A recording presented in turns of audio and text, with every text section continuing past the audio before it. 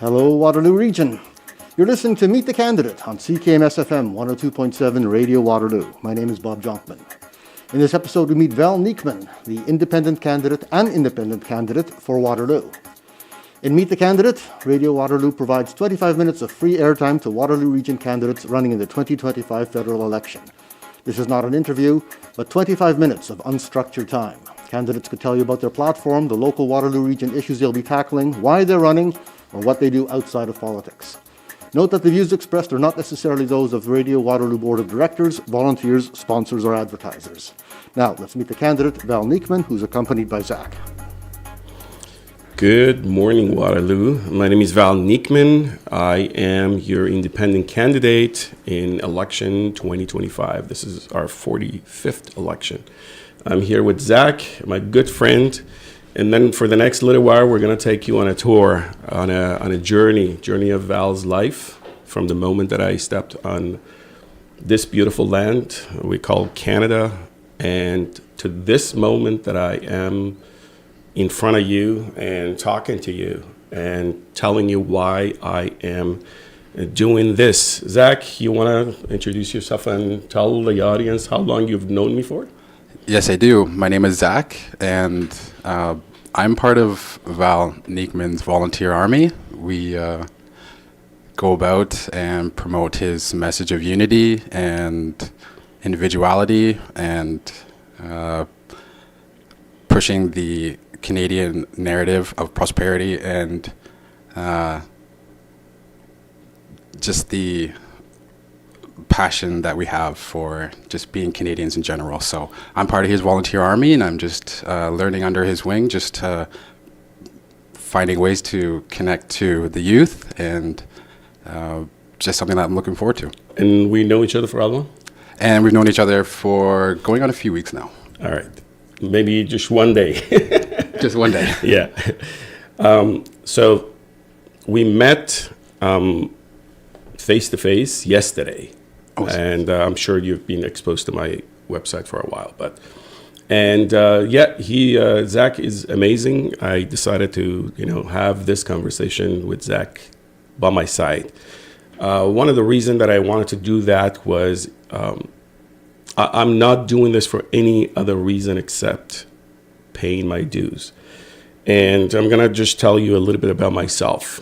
I was pretty young. I was born in Persia. The country is called Iran now. It's called Iran, but since everybody calls it Iran and iPhone and iPad, I just, get tired of it. I say Persia.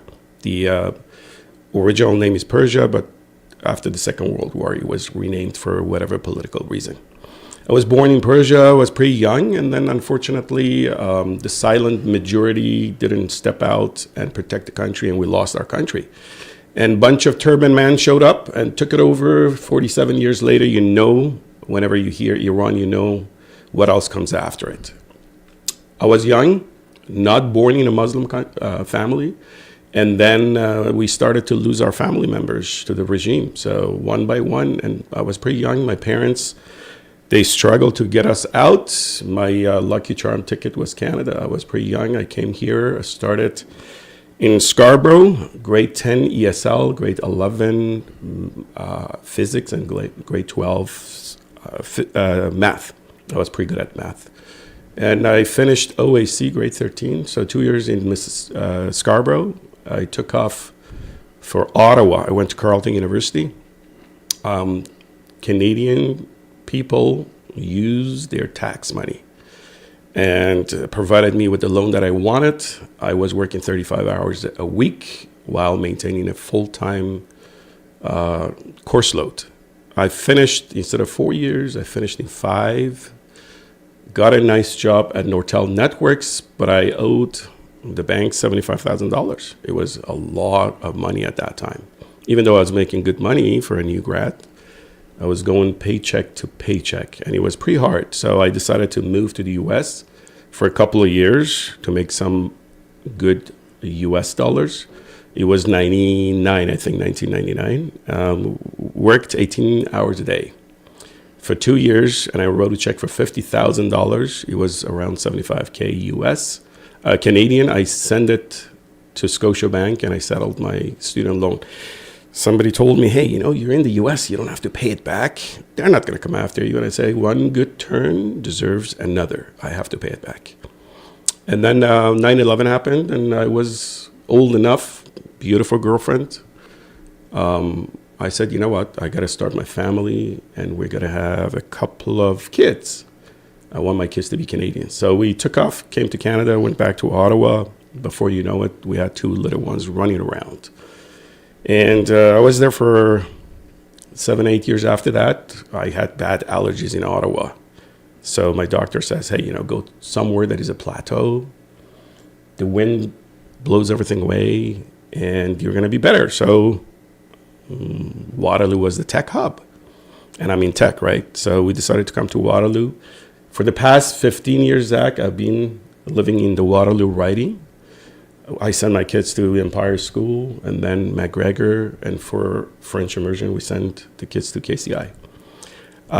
For hockey, I used to take the kids at 6 a.m. to Rim Park. And then for swimming to the Waterloo complex. I am as local as it gets. 15 years is a long time. My kids see Waterloo as home. Now, I do work in a high-tech environment. I win contracts, big major contracts. The biggest contract that I've been technically mostly responsible for, to the tune of $50 million, 200 people from 4 continents working on that. Technically, I was responsible for it. And I think Canada needs a government that is augmented, not just politicians, not just lawyers. We need those, but not all of them. We need engineers. We need fishermen. We need people from agriculture. We need people from all walks of life. They have to send the best of the best to Ottawa, and all these people will bring their experiences, and together we're going to protect the motherland. We're going to protect and make sure we're going to have a prosperous Canada that we'll leave behind for our next gen. So this is my background, A to Z, as far as non-political. Why do I run? I wanted to make an impact. I'm old enough to know that Canada is a cherished country and we have to preserve what we've built together. I'm young enough to have the dream of pushing the envelope for change and progress. And this is a perfect time for me. The kids are 20 and 22.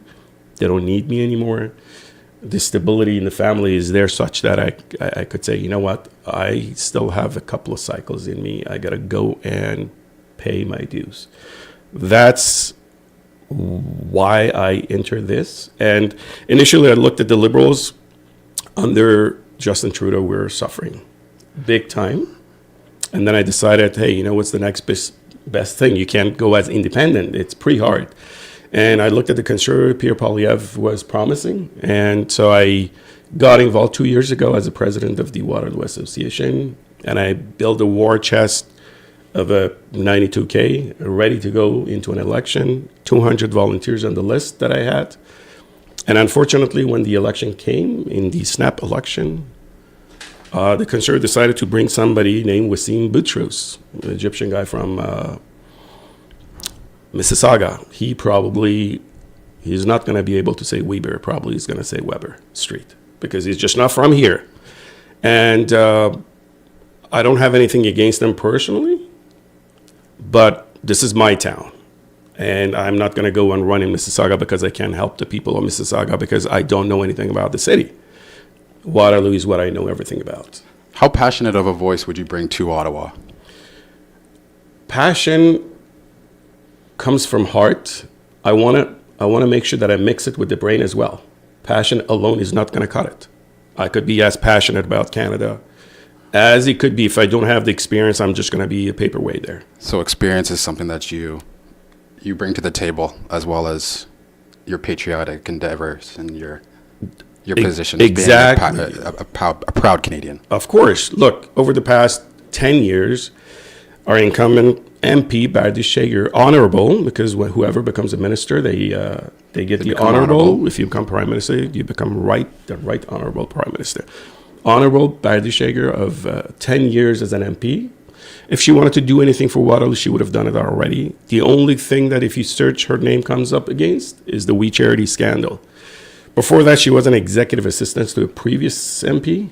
Her job was, answering some phone calls and filing some folders. And then all of a sudden, she goes to Ottawa, and Justin Trudeau looks around, promises a gender-balanced cabinet. Of course, not enough women were elected. So he goes and grabs anybody with zero experience. As long as the genitalia between your leg matches, you are a minister for the whole country. And then you show up, and then they give you a pen with the power of $1 billion. And you write the check not knowing how many zero goes in front of $1 billion. And there's a lot of money that's going into these projects, and just I'm focusing on budgets, and it seems like a lot of projects aren't meeting the budget requirements. It seems like we're going over 50%, 90%. Is there anything you would do to be able to cut back and be able to actually accomplish projects? So we're talking about, let's say, use solid examples. We Charity was supposed to cost $100,000. And then became $1 million, and it became $60 million. I think up to $60 million. This is, you could call it mismanagement. Sometimes you have the experience, you just don't know how to manage it. Sometimes you don't have the experience to begin with, and sometimes it's malice, sometimes it's corruption. When you only funnel $60 million through a basement of a 2-people company, and then that $6 million appears as a small app that 2 new grads over the weekend could create. It's a lot of money. And then you say, just because we did not have the right skill within the government. You know what happened in 2008? Nortel went bankrupt. You know what happened to all the employees? The government of Canada absorbed most of them. These are capable people.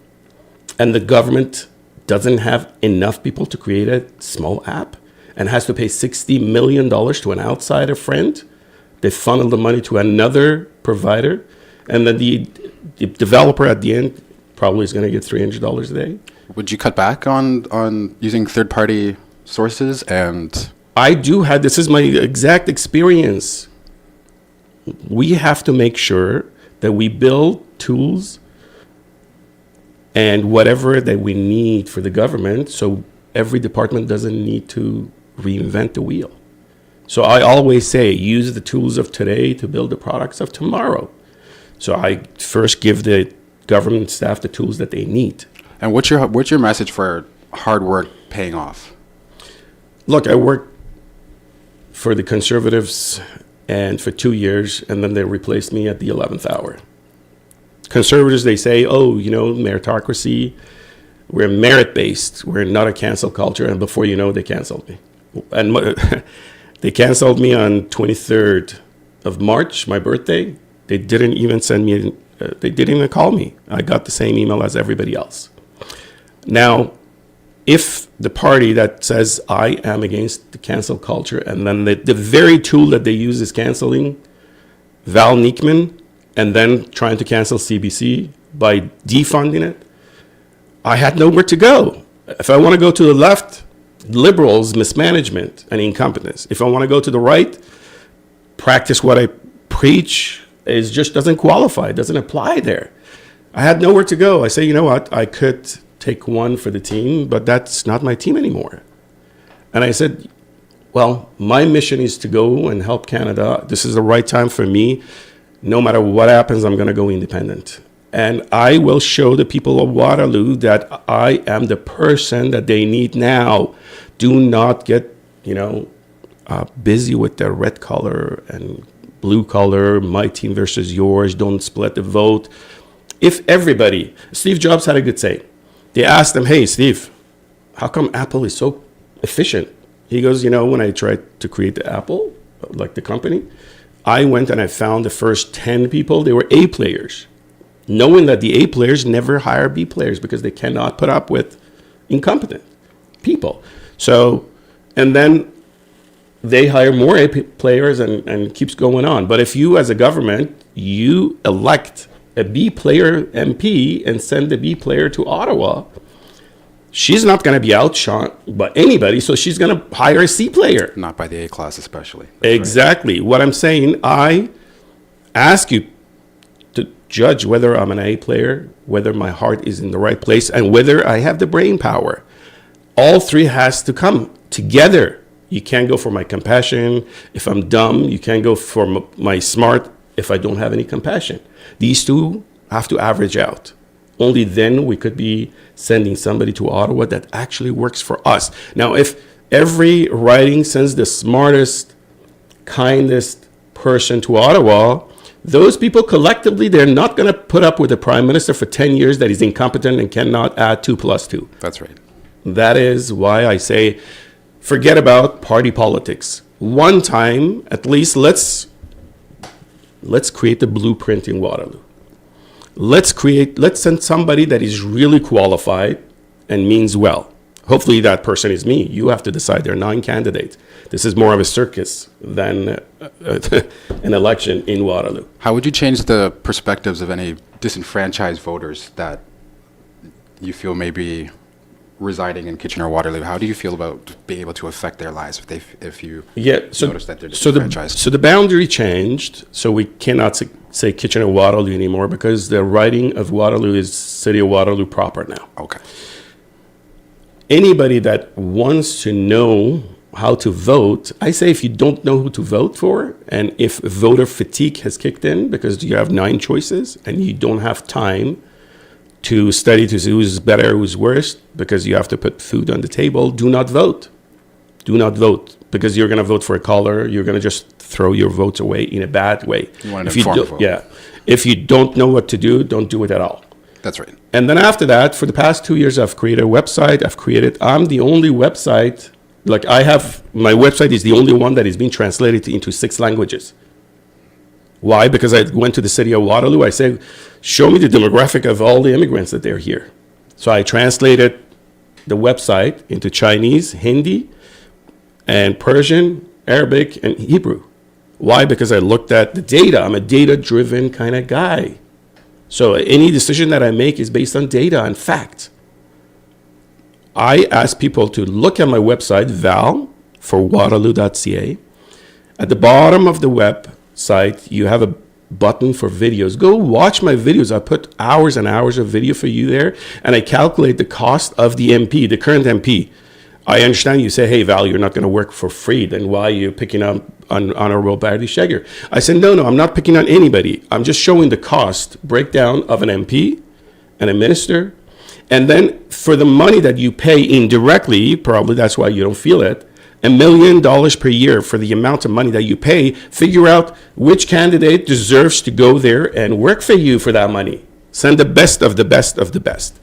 Go to Val for waterloo.ca. Thank you. Seems like you're a results-driven candidate. So is it something that you feel would be one of your greatest expertise coming into the... In high tech, we say if it cannot be measured, it cannot be improved. Agreed. So I have to measure my performance. When you send me to Ottawa as an MP, I measure my performance constantly, and I will adjust, and I will take calculated risk. The biggest risk is not taking anything. I'm taking a risk to come and talking to you right now. But my risk has to be calculated. To the young folks that, they're 24-year-old and they want to become an MP, you just don't have the experience. Even if a blue wave and a red wave takes you to Ottawa, you're not going to have the experience. You're going to be a backbencher for a long time. Before you know it, you become a career politician like Pierre Poilievre. And then everybody's going to pick on you. Oh, you've never worked a day in your life. Whatever you say, there is no, promise of a politician. They're not bound to it. What I'm saying, if you're too young, don't get engaged. If you're too old, just go enjoy your retirement. Leave the spot open for another person. But if your age is right and maturity of experience and emotion match, then step up. Hey, you know what they say? They say you could be young. You're young only once, but you could be immature for the rest of your life. Agreed. So that maturity doesn't come by age for sure, but the experience comes with practice, and practice comes with the number of years you do something, and that is equal to age. How would you feel, or how would you go about approaching the youth vote and getting them to embrace what's going on in the Waterloo region? The youth, I'm talking to you directly. I've created a video just for you on my website, Waterloo's Youth, a message to Waterloo's youth. You are my future. I'm not joking here. You are my future. But I'm here today and now. And I understand that your heart is in the right place. And I understand that you mean well. But right now, your action has to follow. The power of your vote is the best thing you've got in your life. Right now, I understand you're in the middle of your exam. You don't have time for anything. But just listen to my voice. Tune into the tone of my voice. If at any moment you think that I'm lying to you, I'm using deception to get your votes, please do not vote for me. I don't want that kind of votes. If you're uninformed, you just want to throw a vote at, hey, I saw this guy, he's cool, and don't vote for me. But go to my website, spend 10 minutes, watch my videos that I created for you. And if you think that Val stands with you, please stand with me. Come out and vote. Right now, did you know that on campuses, they could vote now? Sunday, Monday, Tuesday, you could vote. Figure out where you have to vote. Go take a chance on an independent guy, Val Neekman, because I will be here for you. My background matches many things that are done in Waterloo. Did you know that I hired many students from University of Waterloo, the co-op building? And then when they graduated and when I wanted to say goodbye, they said, hey, what should we do? I said, just pay it forward. The culture of workmanship, merit-based, work hard, work smart, whatever that I instilled in you, that I've taught you, just take it to the next company and cross-pollinate with them. But I hope that you come back to the company that I hired you for. That is my message to the youth of Waterloo. Just if you hear me and you like what I tell you and you resonate with my message, you tell other people as well. Get talking to one another. Otherwise, you're going to send Bardishager back for another 4 years. And we've seen her. She's like a rocking chair. She moves too much without taking you anywhere. She keeps you busy without taking you anywhere. Take a chance on Val Neekman. It seems like you have the right mix of, or at least you promote the right mix of having a background in a kind of business and entrepreneurship, and then also having a pursuit in politics. And I hear some people, they have complaints, either you're going too much into politics, either you're a straight up politician, or you're going to be only a businessman and you're not going to know the intricacies of both, both lines. So how would you separate the two as opposed to being just strictly a politician or being strictly an entrepreneur? Yeah. So what happens, entrepreneur is like, hey, you just jump right in. My motto is I jump off the plane without any parachute, and then I assemble the parachute on the way down. Not because I'm taking a stupid risk, because I've done this so many times. But what I'm saying is that I hate politics, but I'm doing it for you. I hate going back to Ottawa that I'm allergic to. I'm doing it for you, Canada. You were kind to me. You adopted me as your son. Your son has come home. I am going to pay my dues. Thank you.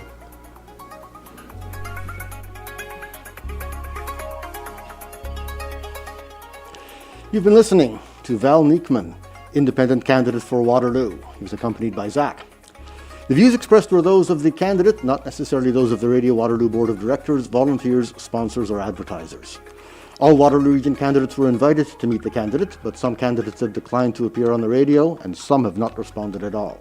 Remember, the election is on Monday, the 28th of April. Show notes, podcast, and video will be available shortly on the Radio Waterloo website at radiowaterloo.ca/MTC. The show is produced by me, Bob Jonkman, in the studios of CKMS-FM. The theme music is Falling Sky by Jason Shaw of Audionautics.com and used under Creative Commons Attribution Only 4.0 International License.